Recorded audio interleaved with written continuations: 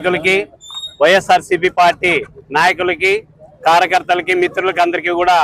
May Day శుభాకాంక్షలు తెలియజేస్తూ May Day అనేది ఒక చారిత్రాత్మకమైన దినం. ఈరోజు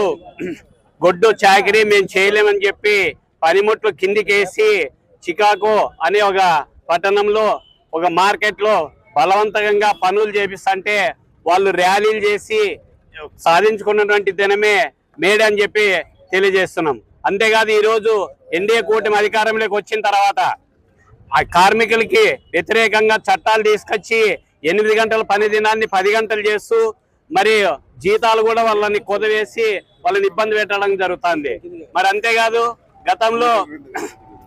వైఎస్ఆర్సీపీ గవర్నమెంట్ అధికారంలోకి వచ్చిన తర్వాత వాలంటీర్లు అయితేనేమి సచివాలయ ఉద్యోగస్తులైన 4 లక్షల మందిని నియమించి ప్రజల వద్దకు పాలన తీసుకొస్తే ఈ రోజు చంద్రబాబు నాయుడు గారు అవన్నీ కూడా రద్దుపరిచి ఇబ్బంది పెట్టిన కాలాలు ఉన్నాయి. మరి అంతేకాదు రాబోయే కాలంలో వైఎస్ఆర్ ట్రేడ్ యూనియన్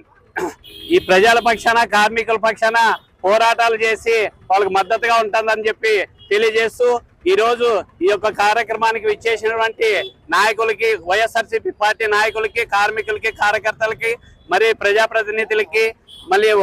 విలేకరులకి మిత్రులకి అందరికీ కూడా మరో